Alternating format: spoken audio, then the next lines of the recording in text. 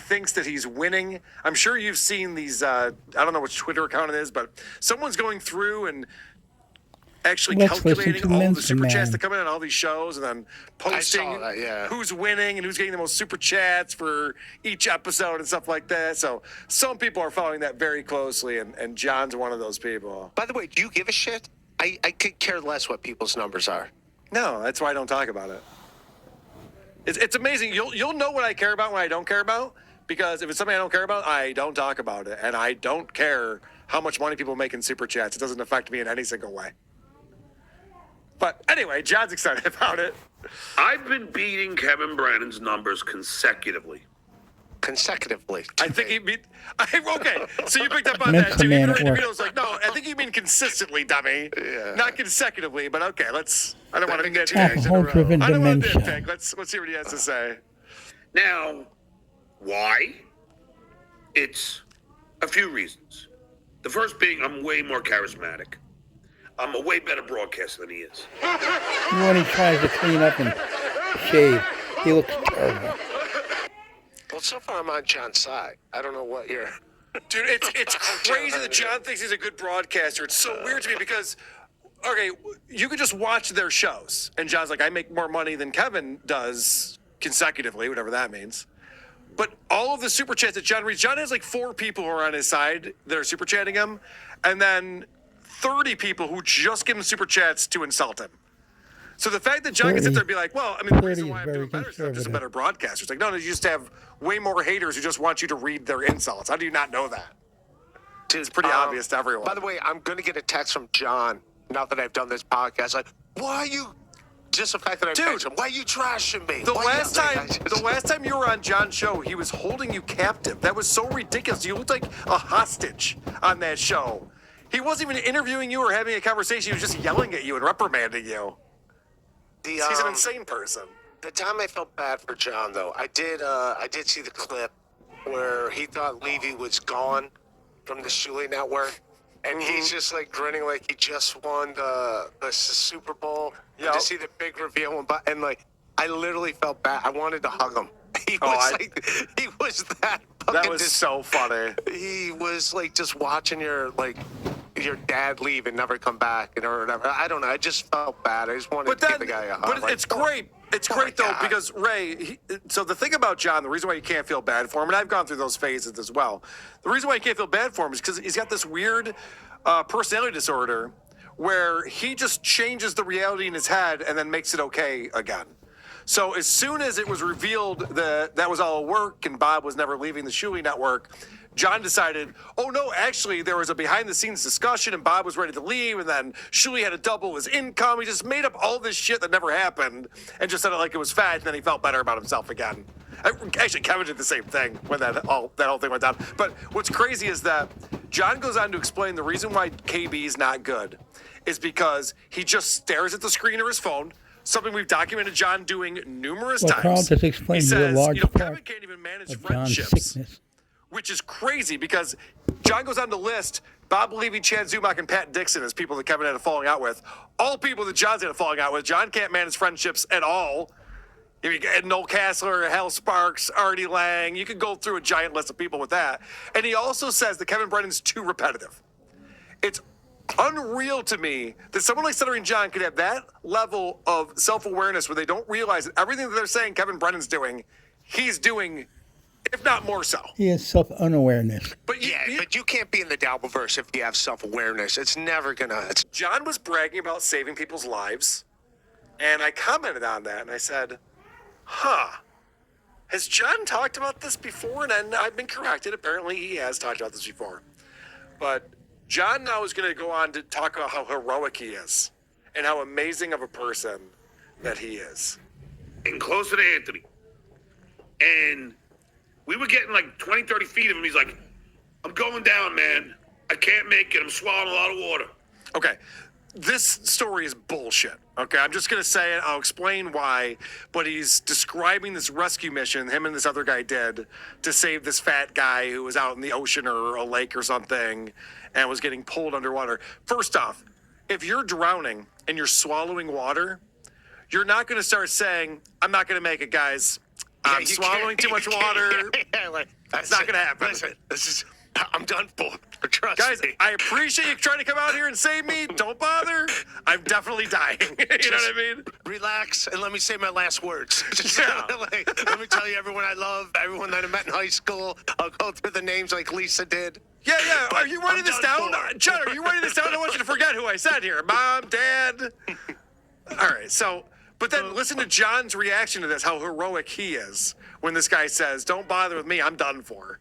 Listen to Anthony. And we were getting like 20, 30 feet of him. He's like, I'm going down, man. I can't make it. I'm swallowing a lot of water.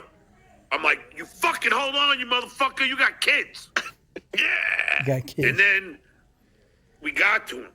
So I grabbed him. Go to every But I film in couldn't the pull world. him They up got 'cause when kids. he was so fucking fat. Every time I tried pulling him up, the whole fucking boat would have capsized. So Wait, did he save Chad Zumach? I wasn't paying attention for a second there. The guy's too I go, fat. Mark. He's saying his last words. Yeah. My family, tell them I love them. I can't do no more. The way he's This is- describing this, it sounds like this guy would be a flotation device, but okay. I'll hold him here in my arms. You paddle back to shore. We'll take turns. So Mark would paddle until he got tired. Then Mark would take my place, and then he would hold him, and I would paddle. So does And Mark after get any several- credit for saving the guy too? No, only John. John is the hero in this scenario. No? Mark's over here like, what about me? Just like No, he saved John Christmas is the hero in this by scenario. stealing Then we a swapped. pork roast. We got From his back brother. to shore. He And saved there was Christmas. helicopters there, and that motherfucker was on his last breath. But he was alive. And the ambulance came, took him to West Glen Cove Hospital. Make up a good one. And he spent 3 to 4 days them pumping his stomach, getting all the salt water out of his stomach, and he lived. Okay, again, that's not how that works. It doesn't take 3 days to pump the salt water out of someone's stomach. It's been I mean, 3 days. Hang on, one more day. We got, One more we got, day. we got a little bit more salt water. We're just trying to get the rest of it. I know it's- Thankfully, it's still just sitting in your stomach. I mean, it could have caused some harm to your system, but thankfully, it's still just hanging out there. We're going to get it. I know it's Fucking been idiot. 72 hours, but come on. We're fucking going to put in idiot. another 24 hours just So to be stupid. sure.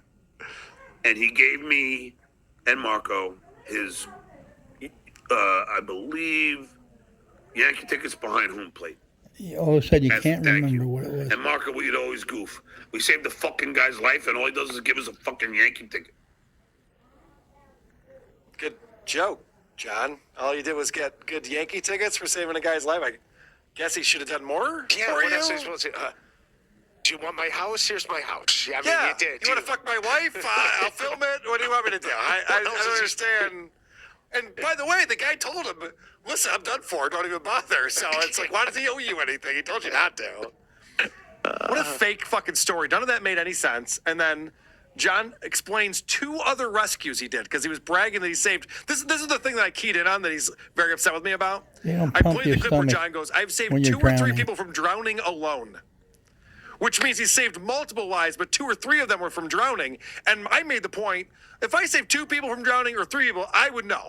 I would never Right. not know that. I wouldn't be able to distinguish, like, it's been 2 or 3. I don't know. I'm in my 50s. Who knows? Was he a lifeguard ever? Was he actually a lifeguard? You see him None of- coming off the chair like David Hasselhoff? He wasn't even a cross. None of the guard. scenarios he describes are him being a lifeguard. Because Joe Biden went on Howard Stern and said he saved 6 people's lives from being a lifeguard. And I thought that was crazy. But John's not even a lifeguard, and listen to these other 2 He wouldn't even amazing qualify stories. as a Everywhere he crossing guard. goes, everywhere they And go. what's with Ray I'm just DeVito's on a boat with microphone? John, if this is the case. Sounds like he's doing, I assume I'm gonna drown. Scratching Another time, and rapping. in the wave pool at Action Park, Class Action Park, an old man was drowning. And he looked at me and he said, I'm not going to make it.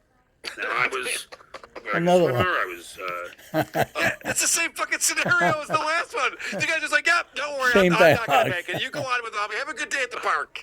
Don't worry, there's nothing you can This do. guy's I'm delusional. done for. There's nothing, He nothing you drank can do himself now with into me. a fog. This guy- He's, I was he's very got good swimmer. dementia. I was up to junior lifeguard.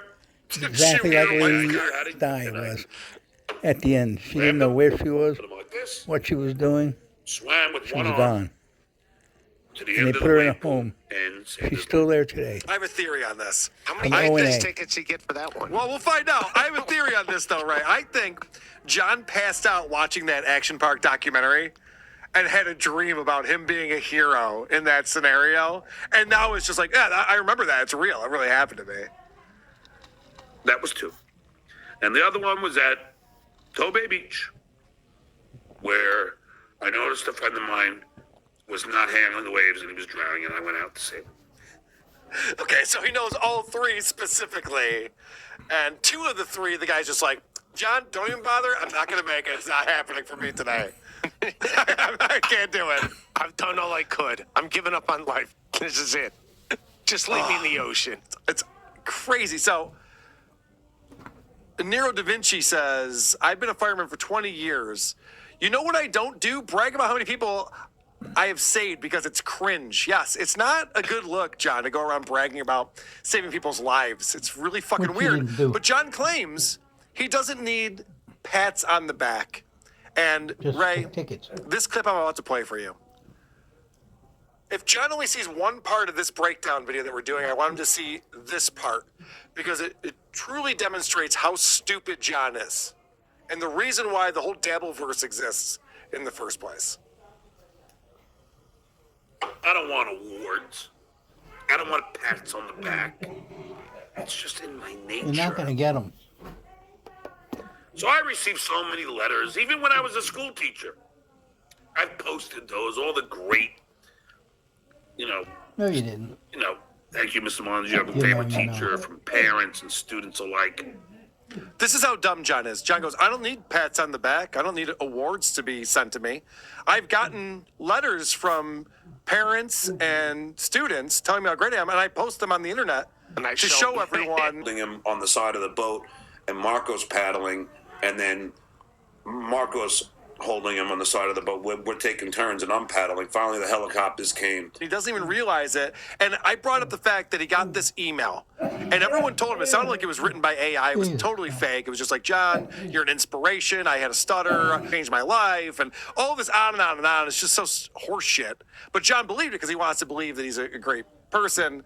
And he talks about how he forwarded that email to his family. Initially, I did forward it to my kids, and I forwarded a lot of those to my kids and my ex-wife because, I want them to know that their dad is doing, is doing good things for people. You're right. I don't see why that would be a bad thing. Skull! So you do, because you just brought it up. There's no one there talking to you or raising their eyebrow at you. You Not just your wife. recognize the fact. You're just like, and why is that She crazy? don't Just have because someone sends me a nice anything to do email and I forward it to She's my ex-wife and remarried. say, see, I'm not that horrible person. It's like, no, John, you don't realize that that's psychotic? That you have a personality disorder? That's proof right there that you would do that. That you would even think to do that and then tell other people that you did that and then sit there and be like, is that crazy? I don't think so. It is. Yeah, like you work comedy clubs and like you'll get sometimes emails back from the booker, be like, "Hey, great job." Yeah. I'd love to have you. I don't forward that to my family. Be like, "Hey, look." No, you forward it to me and I'm like, right. That's how I found out of all Bob Levy's DUIs. So please, if you know producer Chris's last name, let me know. What a fucking asshole. This is John's reaction to anything. He's just like, all right, well, then I want to try to ruin his life. Give me his information, and I'll send it to my PI, and we'll ruin the guy's life. That's my goal right here. Yeah. Do you also let your kids and wife, do this too? Oh, yeah, that's a good question. Do you pull this clip from the podcast and say, hey, look, this is me trying to out some guy for doing something he didn't even do? Okay, so producer Chris isn't here today, and he's dealing with some family stuff, and I have to tell you, and I'm going to help you out here, John. I'll give you some information. You want some personal information about producer Chris? I got it for you, because I actually convinced producer Chris to allow me to talk about this on the show. He didn't want to. He's a very proud guy, very private guy, but Chris's daughter, Brianna, has breast cancer. She's young. She has breast cancer. And she actually had surgery today to remove it, and I'm happy to report back that it was very successful, and she's resting well in the hospital right now. And so if you'd like to help producer Chris, there is a GoFundMe because his daughter, Bree, is a server and a bartender. She's going to miss a lot of work just to Thankfully, she has insurance, but just to make ends meet, she could definitely use some money to pay the bills and everything. So I created a link to Bree's GoFundMe, producerchris.com. Go to producerchris.com. And John, go on there. You can learn about Chris's daughter's name and her breast cancer. I know you love making cancer jokes. I'm sure you'll have a field day with this. I bet it'll be a laugh riot, John. And honestly, when I talked to Chris last night and I said, I really want to let people know about this. I think people are going to want to help you out. And I was surprised to hear him say, okay, I'll let you do that. I didn't think he would want to do that. And I'm glad he did. But that's before I even heard, it was before actually this even happened, where John is out there going, I want to ruin Chris's life. Like, oh, okay, well, you're a piece of shit, garbage human. And you need to know that. And also, whoever did what to him, it wasn't producer Chris. It's obviously someone trolling him saying it's producer Chris. Like, so Correct. That's Correct. That's insane too. It's like assume Yep. it's a troll. John is such an idiot. Yeah, He believes so let's get into whatever this super because cats tell him. this is why He can't John do his wants own to ruin research. He's Chris's so life. stupid. So I get an email today from the city of producer Chris, and he goes, "Ha ha, we win, you lose. That Carl said your narcissism would force you to read this, and it was just a scam on you to prove that you would do it." This is the big lady case scam. No, John, you're a fucking retard. Trust me. If you got an email from producer Chris, you'd know his last name. His email address isn't producer Chris. Okay? The guy's a real person. He came on my show. He's my friend. He plays bass in the Isotopes. He came on my show. We called him producer Chris. That's, we have fun over here. You don't. So you don't know what the fuck is going on. That was not an email from producer Chris. We didn't send that email to get you. We don't give a fuck about that. We react to your podcast, John. We react to the shows that you do. We're not fucking with you in real life like you are with us.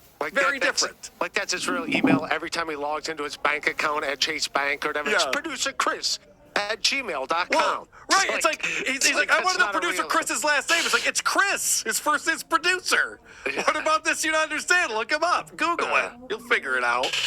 So this idiot goes, all right, someone give me producer Chris's last name. I'm going to really dig into this guy because he sent me an email. He didn't. And how are you that stupid? How do you still not know that this is not? Oh, in fact, since I have this link. This is, again, that vitamin dealer guy posted this.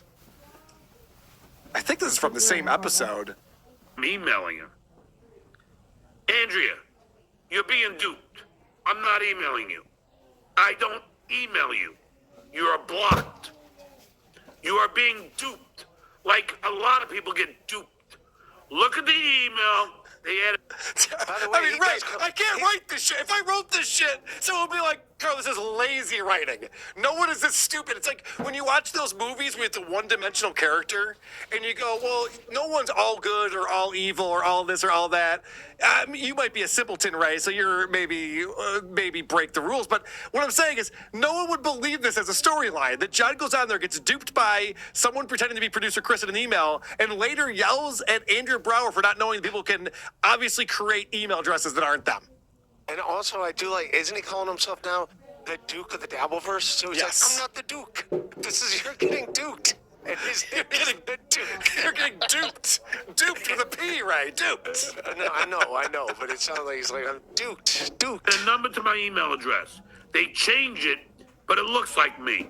But you're too fucking stupid to know that it's not me. Who's stupid? I suggest